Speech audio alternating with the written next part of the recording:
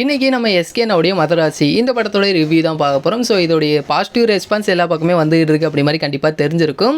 So நம்ம இப்போ இதோடைய ரிவ்யூ பார்த்துடலாம். மதராசி இந்த ஒரு படத்தில் ஃபஸ்ட்டு ஏஆர் முருகதாஸ் இவருக்கு ஒரு மிகப்பெரிய கம்பேக் மூவியாக இந்த ஒரு படம் அமைஞ்சிருக்கு.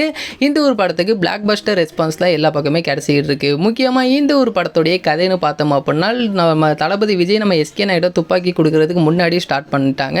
ஏன் அப்படின்னா இந்த ஒரு படத்தில் துப்பாக்கி சுற்றி தான் இந்த ஒரு கதையே இருக்கும். ஸோ இது நீங்கள் படமாக பார்க்கும்போது உங்களுக்கே புரியும்.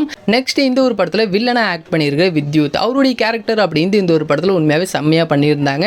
அவருக்கு ஒரு ஃபைட் சீன் அப்படின்னு ஒன்று வச்சிருப்பாங்க. ஸோ அந்த ஒரு ஃபைட் சீன் அப்படிங்கிறது உண்மையாக செம்ம கூஸ் பம்ப்ஸாக இருந்துச்சு தேட்டரில். அது மட்டும் இல்லாமல் கிளைமேக்ஸ் ஃபைட் அப்படிங்கிறது கண்டிப்பாக இந்த ஒரு படத்தில் நீங்கள் பார்க்கும்போது கிளைமேக்ஸ் ஃபைட் அப்படிங்கிறது பயங்கரமாக பண்ணியிருப்பாங்க. நெக்ஸ்ட் இந்த ஒரு படத்தில் மியூசிக் டைரக்டரான அனிருத் அப்போனா இப்போ நம்ம எஸ்கேனாவுக்கு ஃப்ளாஷ்பேக்கில் ஃபஸ்ட்டு ஒரு ஃபைட் சீன் அப்படிங்கிறது ஒன்று வரும்.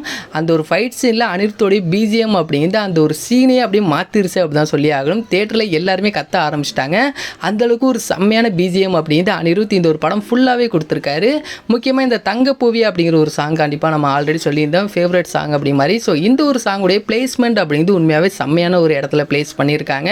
கண்டிப்பாக இந்த ஒரு தங்கப்பூவி வீடியோ சாங் ரிலீஸ் பண்ணும்போது உண்மையாக செம்மையாக இருக்க போகுது. அது மட்டும் இல்லாமல் நெக்ஸ்ட்டு நம்மளுடைய ஹீரோயினான ருக்மணி வசந்த் இந்த ஒரு படத்தில் உண்மையாக செம்ம க்யூட்டாகவும் அழகாகவும் இருக்காங்க.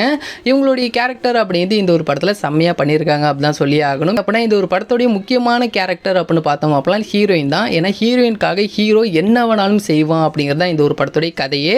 ஸோ நெக்ஸ்ட்டு நம்ம எஸ்கேனா பற்றி சொல்ல தேவையே இல்லை. நம்ம எஸ்கேனா இந்த ஒரு நியூ டைமென்ஷனில் இந்த ஒரு படத்தில் காட்டியிருப்பாங்க அப்படி மாதிரி சொல்லியிருந்தாங்க. அது உண்மை தான். ஏன்னா நம்ம எஸ்கேனா அதுக்கு முன்னாடி பார்த்த அந்த ஒரு மூவிஸ்லாம் இல்லாமல் ஒரு நியூ கேரக்டராகவே இந்த ஒரு படத்தில் வாழ்ந்திருக்காரு அப்படின்னு தான் சொல்லி ஆகணும்.